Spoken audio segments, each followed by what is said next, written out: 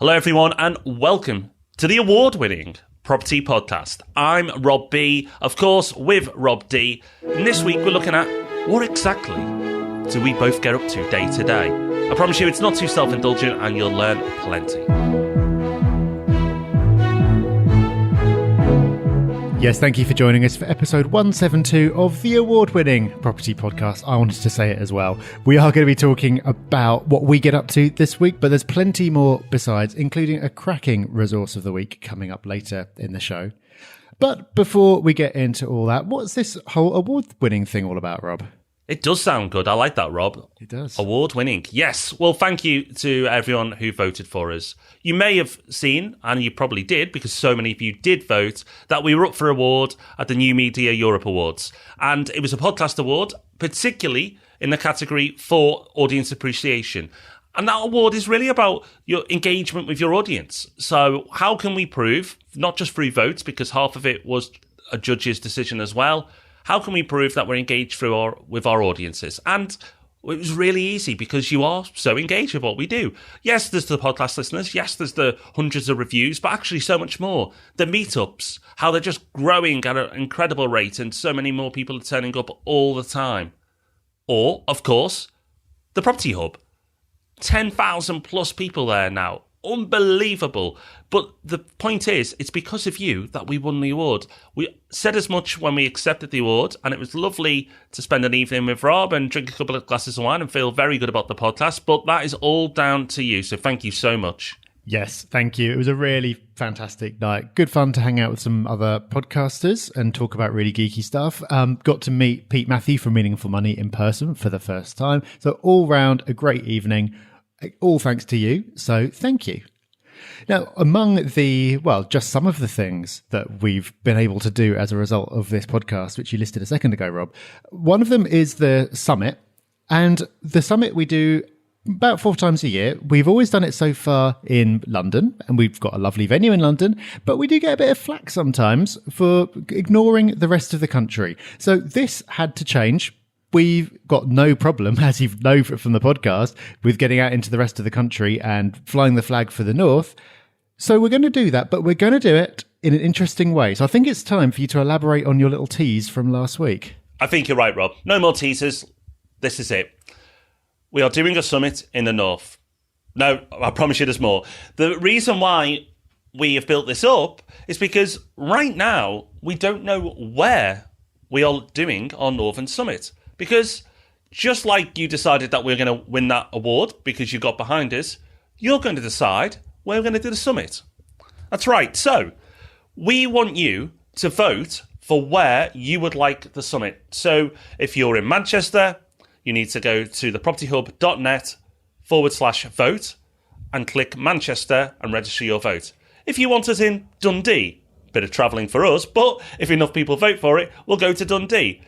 And anywhere. We'll list all the locations. If there's anywhere else you'd like listed, let us know. We will do. Now, you've only got a few weeks to register for where we host this summit. So don't delay. And then, after the voting's closed, we're going to find a venue. And then the summit isn't actually that far away, Rob. No, it's on the 22nd of October, which is a Saturday. It sounds like a long time away, but actually isn't at all. So we're just going to have a few weeks of voting at thepropertyhub.net/vote. Then once you've picked our winner, that should give us time to get everything together in time for the summit on the 22nd of October. If you don't know what the summit is, then when you go to thepropertyhub.net/vote, you'll be able to read about that as well. But yeah, this should be really good. It came about because we've had so many people asking us to go to various places. I thought, well, rather than us deciding, let's let you decide. Although this does remind me, it's just popped into my head that Justin Bieber once did a thing where people were allowed to vote on where he went on his world tour, and a load of pranksters went in and rigged it, so he had to go to Afghanistan. So I'm hoping that our audience does not have a similarly cheeky sense of humour. This is limited to the UK. Hopefully Land's End or John O'Groats will not win, but it should be really good fun. So propertyhub.net/vote is the place to make your voice heard and make your vote count. There's a link. I like that, Rob. Very smooth. Well, of course, as you're listening to this now, you'll know, because we don't, because this is in the past and you're in the future, I know it's confusing. Whether we are in Europe or not. Did we stay in the EU? We don't know. We can look at the opinion polls, but we're not going to say much more on that right now. But what we will do, and we'll expand on this later on in this episode, is look at Brexit or not next week in much more detail. We're going to do a whole episode on that, but more of that at the end of the show. We just wanted to acknowledge it, and it's not that we're ignoring it, but we are recording this before it's happened. So once we know, we will jump in and get into the detail. Win, lose, leave, remain, however you feel about it. We need to look at how the property market will be affected positively or negatively, and we will do that next week. Yeah, we normally do a news story at this point, but there is only one news story that anyone really seems to care about at the moment. So rather than digging up something else, we just thought we'd put that in there as a placeholder and promise more for next week. So we'll get into our topic of the week, which is another question that gets asked a lot, not as often at the moment as should we stay in Europe or not, but what do you actually do? Because we run multiple businesses, we're involved in property full time, but what does that look like? I said last week, but when we do our magazine, we have a day in the life feature, which is always like my favourite part because I love being nosy to see what people get up to every day who are working in different parts of property. And we work across lots of different parts of property. So we thought it might be interesting to look at what that actually looks like. So we're going to try and keep this brief and non-self-indulgent, but just share the useful insights and kind of show you what this could look like. If you're aiming to be full-time in a property, what can that look like? So that's what we're going to talk about. As a way into that, if you're not familiar with what we do, we should probably give you a quick overview of what these projects are that we actually do. Yeah, good idea, Rob, because that alone puzzles most people. It's interesting when you go to the meetups and people say, so what do you do? And it's like, I thought we talked about ourselves on the podcast quite a bit. Right, but obviously we could do more. So what do we do? Well, multiple things, as you know. For myself, Rob, I spend quite a bit of time with RMP. For those who don't know what RMP is, it's a property investment company. We help people who want to get into property investment or have maybe done a little bit but don't know where to go next. And we guide them through the journey. We look at where they want to get to, how they can get there, and then we find investment deals, below market value property, and they will assess it themselves and then invest. And that's what we do. We work with lots and lots of people, many podcast listeners who come to us off the back of listening to this, and we guide them through that experience.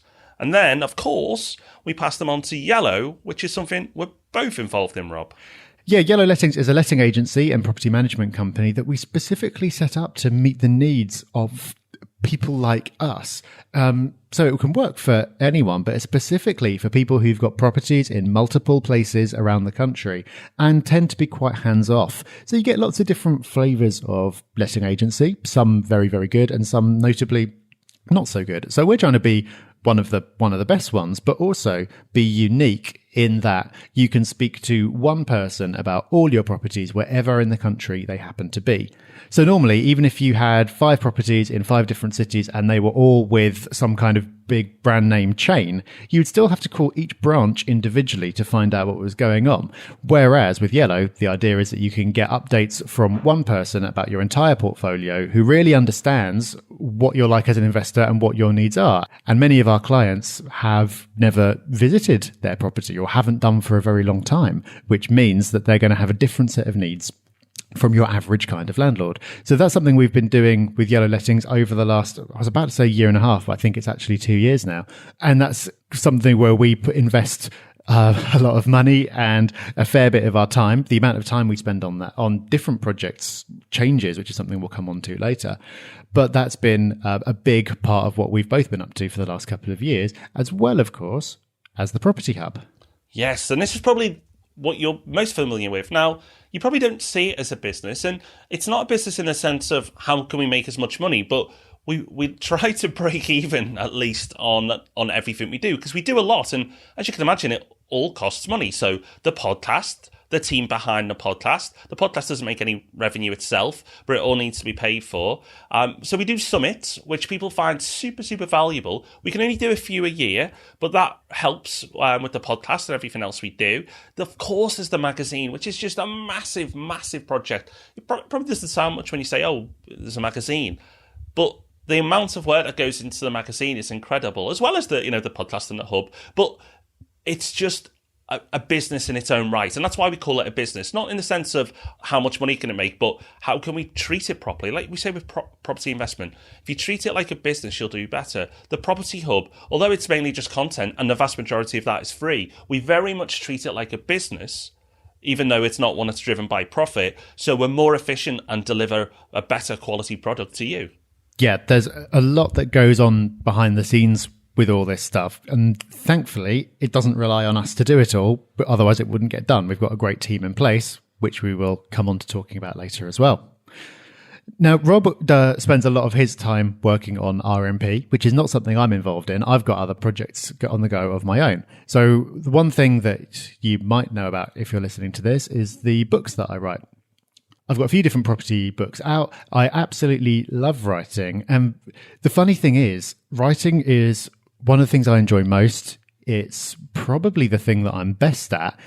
And yet I spend a surprisingly small amount of my time doing it. And that's kind of interesting as well, and comes into, well, what do we actually do every day, which we're going to talk about. The other thing that I've been doing recently, and here's a podcast exclusive, because I don't think I've talked about this at all before, is I've recently started a new business called LendSwift, which effectively is a bridging lending company.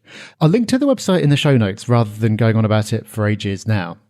But basically, I've spent for the last couple of years doing bridging lending with my own money, so secured lending, so you take a charge over the property and lend out money. I talked about this on the Property Geek podcast, so I'll link to that in the show notes if you want to find out more. I've been doing that with a partner who's been in construction and owned property businesses for decades. We were just doing that on our own, lending money to people who are buying at auction, buying to flip, buying to refurb, then refinance. That kind of thing, the kind of typical thing that you'd need bridging for as a sort of a normal property investor. And we've been doing some quite interesting things with it that banks can't do. So finding a bit of a niche, I suppose, in the same way that we have done with Yellow, in that we can do very small loans because we have lower overheads, and we can do things like lending against market value rather than lending against purchase price, which most lenders won't do because we've got a better understanding than most of the sector. Which means if you can find a true BMV deal, then you can end up not having to put any of your own money in. So that's what we were doing just on our own. And then when we were telling friends and contacts about the returns that we were getting, they wanted to lend too because they're quite attractive returns.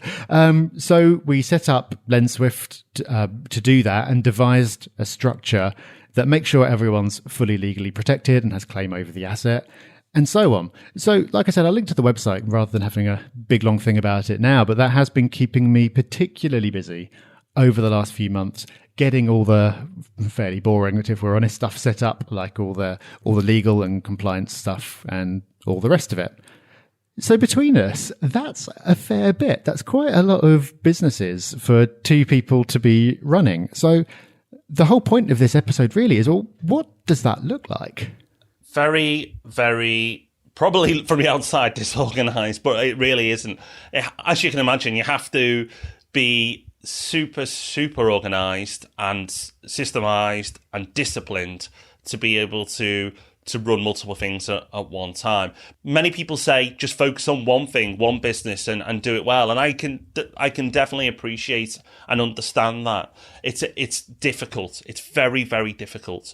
And at first, I think when we took so much on across multiple businesses, we definitely struggled with that and could relate to that advice that people gave. But we dug in and we found a way to be super efficient, to get multiple projects done at once, because it can be done. Other people do it. You know, there's famous people like Branson, but there's many other people who have multiple businesses who can successfully run them and grow them.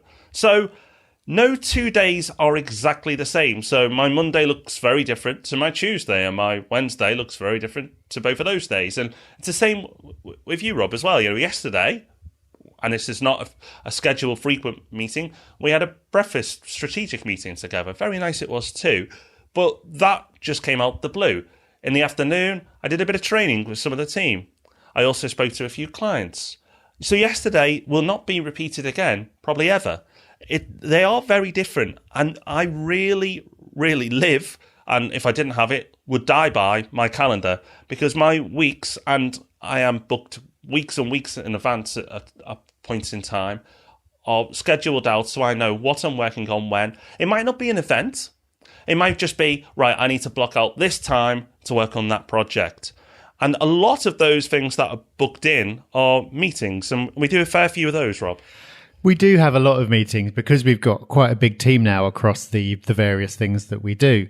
And we very much try not to have meetings for the sake of meetings, but it is important for any business to have a rhythm. And so we catch up with various different parts of the team at set times of the week. And when we do, that is very structured as well. We make sure that we always follow an agenda that's published to everyone in advance. And so we make sure that we're not just going into it to have a bit of a chat. We're going in to make specific decisions about things that need to be decided on. And so we'll know that when the meeting finishes in 20 minutes time or 40 minutes or whatever we decide, all these decisions will be made and we'll know who's doing what. And that's really, really important because there are so many plates spinning that could come crashing to the ground if somebody loses focus on them.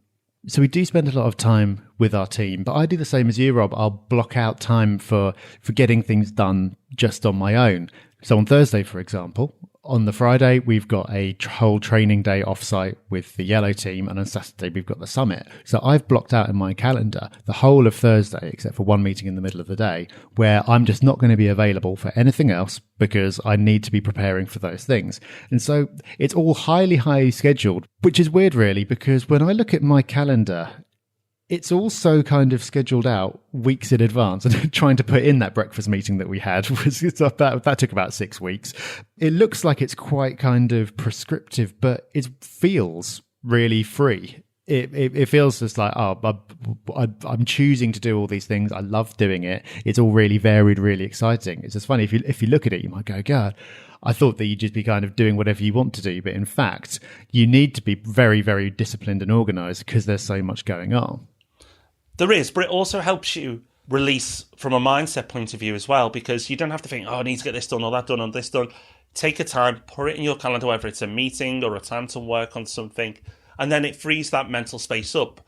As Rob said, it might seem restrictive, but actually it's really liberating to know that, okay, I'm working on these things. And remember, ultimately, we control our calendars. Yes, there are some things we have to do, but we can decide, in most cases, when we do them.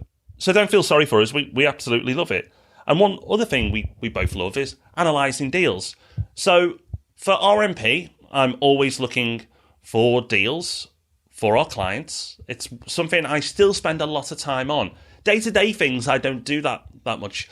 I'm bringing in a sourcing manager who, over a long period of time, I'll train up to be able to do this as well. He or she will already work in the industry, so it's not going to be from scratch. They'll be bringing plenty of experience and expertise themselves, but I'll show them the way that I like it done, train them up to the standards I believe should be met, and eventually hand that off. But for now, I'm one of the few things I still do, what I would call day-to-day, is assessing deals, talking to brokers who bring deals to me to assess, speaking to solicitors about the legal side of the deals. There's lots behind it, but essentially that's where I spend quite a bit of time. And Rob, you're also assessing deals for LendSwift. So it seems that although we're doing it for different businesses, we're actually replicating the same thing. Yeah, and it's good that we are, because we talk about it on the podcast so much. We do actually practice what we preach, but it's interesting because there's the business part and the property part. We've got property businesses. There's a property part and a business part. The business part could be pretty much the same in terms of structure and what we do, whatever it is. The fact that it's property related is almost incidental, but the property stuff is absolutely fundamental because, well, for both of our companies and for our own portfolios as well, which we'll come to. It's kind of weird we haven't mentioned that yet, which is interesting in itself. For both of our businesses, the quality of the research is absolutely fundamental to everything, because if we get that wrong, then everything else is kind of pointless. The underlying deal needs to be right. And that's something that I spend a lot of time on myself these days as well. Again, talking to solicitors, talking to surveyors, also just doing all the desktop research and talking to people locally to find out what's what. All of that is really important, and I absolutely love doing it. Like you, I'm starting to build up a team now who can do some of that for me to work to my process, not because I don't want to do it. I really do like doing it, but there comes a point where you just can't do everything yourself. So once you know how something works, you can then systemize that and pass it off to someone else to kind of do the first run through, and then just check over it yourself later. So assessing deals, I would say, is the favorite part of my day. I'm kind of lucky enough to get quite a lot of things coming. I was going to say across my desk, but I don't really have a desk, but coming across my laptop. And it's really fun. I always have to be quite disciplined to kind of do whatever else needs to be done first, rather than just kind of jumping straight onto Rightmove or straight onto all these other sites, trying to look into that and see what's what, figure out what can be done, how it can be structured. Absolutely love all of that. Hence episode 172 of the Property Podcast, I suppose. But the interesting thing, I think, is that we present the Property Podcast. We've been doing it for a few years. An episode about what we do, you would have thought would be talking largely about our own property investments. And yet we're not mentioning that till now. Now, it's not because we don't invest in property ourselves. That would be weird. But it's funny that it doesn't form a large part of our day to day. And that's because it doesn't need to, or should do. Because if you want to, you can set your portfolios up in a way that doesn't take a large portion of your day.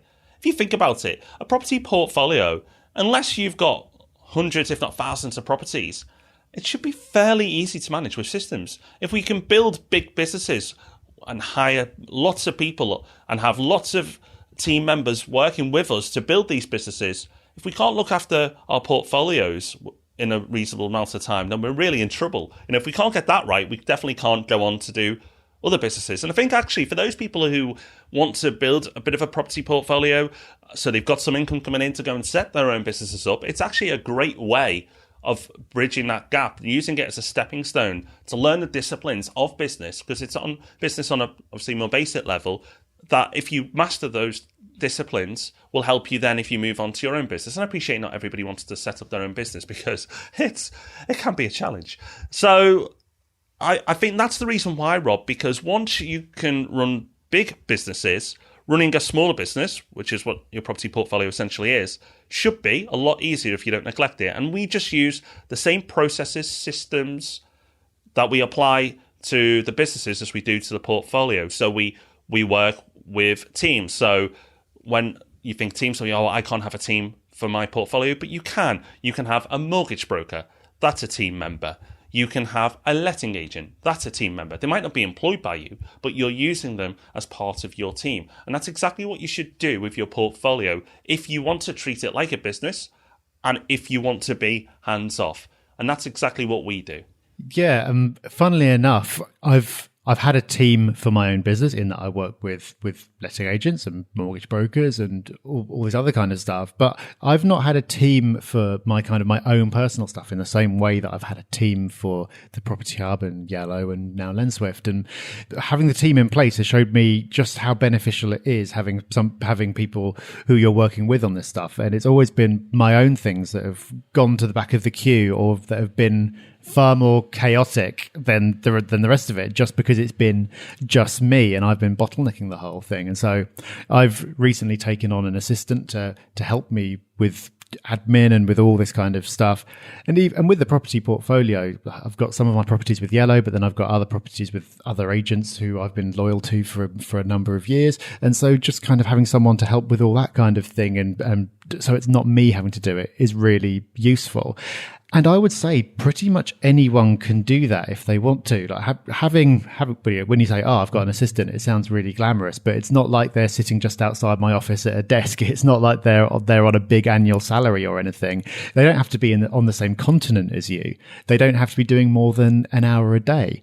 I think this is a point where property investors can make life harder for themselves than it needs to be by not realizing that you don't have to do everything. I was saying to you, Rob, yesterday over breakfast that the great thing about what you've done with RMP is you started out doing literally everything yourself, so you know exactly what's what, and then you've passed off different bits of it. And I think that's the ideal way of doing it, because that way when you're training someone up, you can train them brilliantly. But there are certain things that, especially admin related, that pretty much anyone can do. There's also things like the research process that maybe to start with only you can do. But then if you identify a load of properties you want to go and look at, and that's the outcome of your research, it doesn't have to be you calling the estate agent. That can be someone else. So I think having kind of building a structure around everything has kind of made our lives very busy, because we're not responsible for just ourselves. We're responsible for, I don't even know how many other people.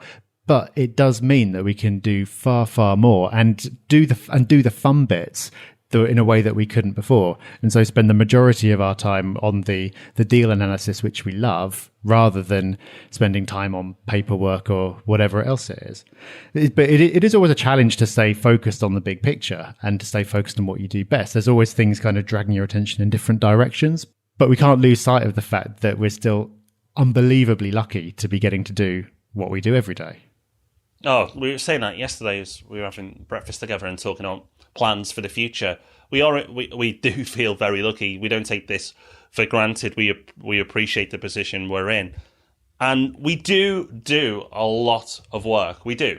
However, the team does more because they are more. There are more of them than there are us. And I think if you restrict yourselves to just trying to do everything yourself, you can only go so far, no matter how productive you are. We've talked about, improving your productivity in the past and how you can become more effective day by day. But there's a limit. There is a physical limit that you cannot pass. You can make tweaks and get more efficient, but at some point there's a limit. And that's when you need to work with people. So whether it's mortgage brokers or letting agents, or you hire an assistant a few hours a week to help you as you build your portfolio, wherever it may be, when you bring in help, things accelerate. When people ask me for business advice, I always say, as soon as you can, hire. That might be an assistant for just a few hours a week, but that will make a difference. I remember the first time I hired a virtual assistant quite a few years ago now, and I just remember instantly going, wow, they're doing stuff I hate. They don't seem to mind it, and now I'm getting more done. And I know it sounds obvious, but so many people are afraid or don't feel they're in the right position to make a hire. But actually, you find a few hours a week you can probably do. The only caveat is hire well. Hiring well is super important. A good team member will make a world of difference to what you're trying to do. They will do a great job. They'll enjoy the job they do, and you'll enjoy working with them. An average, or even worse, a below par team member, you kind of get frustrated with them because they're not working to the level you are. They get frustrated with you because they're thinking, why is this person have such high standards? And then the relationship will turn sour. So hire as soon as you can. And this relates to any business, but particularly to your property business. If you're finding that you are starting to get multiple properties under your belt, maybe bring someone in to help you. Even from the start, build a team around you with letting agents, mortgage brokers, etc. But if you follow that advice, I promise you, you'll accelerate things and you'll enjoy it so much more. So, what do we do every day? Well, we build a team and we lead a team, and we also do property.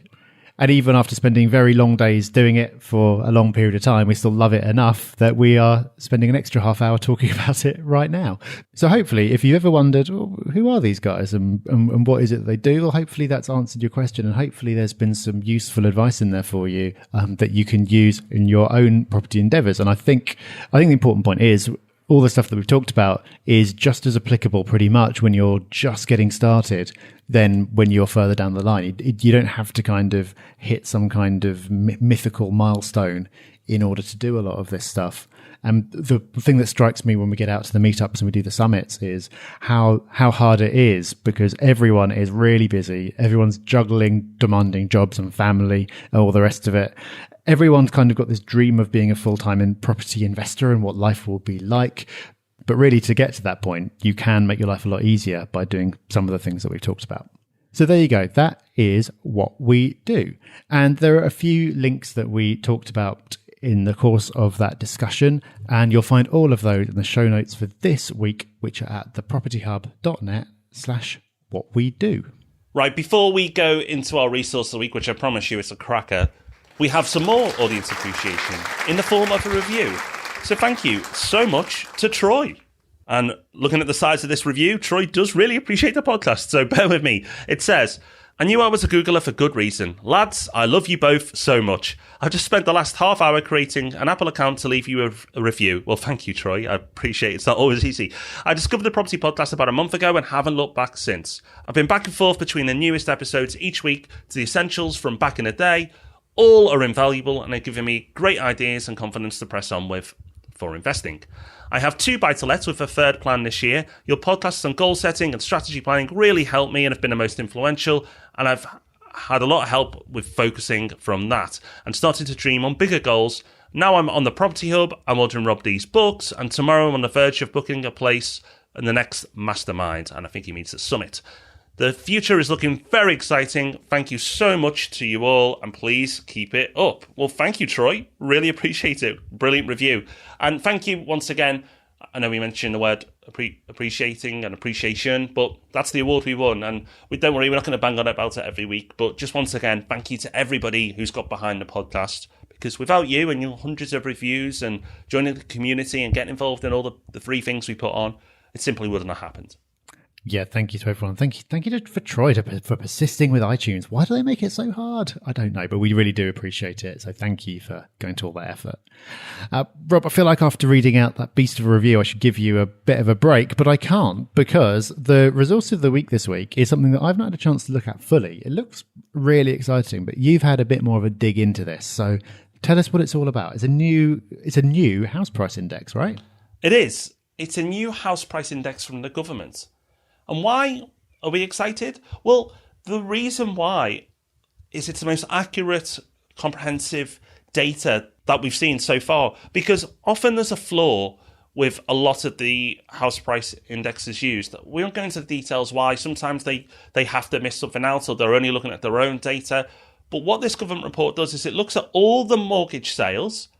But it also, for the first time, because the government data in the past didn't do this, it also looks at cash sales as well, or cash purchases. So now we've got a much broader view of all the transactions going on.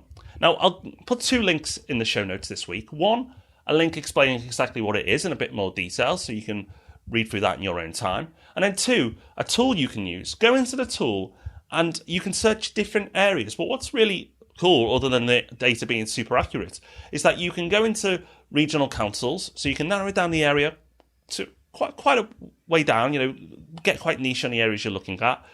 But furthermore, you can then say, and I only want to look at this type of property in this area. And you can see the trend of that particular, so if you're interested in a flat or you're interested in a detached house or whatever it may be, you can get an idea of what the trend of that particular area has been over a period of time of your choosing. So, one, super impressed that we've got this really accurate index that we can use, and this is probably the one we'll relate to in the future. I know that across the businesses RMP for doing research, we're going to start using this now as well. But also, funky tool, really like it, super useful, and one to play around with when you've got 5 minutes. Or perhaps more than 5 minutes. I can see a lot of time disappearing here, in a way that could be classed as semi-productive. I'm sure. We've just been talking about how much we get done, and I think you might have put a bit of a nail in that now, and not going to get much done at all because there's a lot of pretty kind of graphs and charts and things to look at. So you'll find that resource of the week at the show notes, which again at thepropertyhub.net/what we do. But I think that is a good one. It is, and next week's podcast should be a good one as well. We're going to look at the Brexit results. So, did we stay in? Well, Well, hopefully you know. You better turn on the telly. But we don't, but we will know by next week's episode, and we're going to comment on it. What's going to be the impact of staying in? What's the impact of going out? And the lessons we can learn from this as well. That's important. It's not just what happened and reporting on the facts, but also digging deeper, looking at the lessons and looking at the impact moving forward. Both should be very, very valuable to you over the coming months and years. Yeah, even if the end result is everything pretty much as it was before, having gone through the process, I think there are lots of interesting lessons in there for property investors that we will be digging into. So that is coming up next week. We'll, of course, be back as well with Ask Rob and Rob on Tuesday. And in the meantime, if you live anywhere that isn't London, then go and vote for where you want on the next Property Hub Summit to be. Get over to thepropertyhub.net/vote. Let us know where you want us to go. No comedy answers, please. And we will look forward to coming and joining you there in October.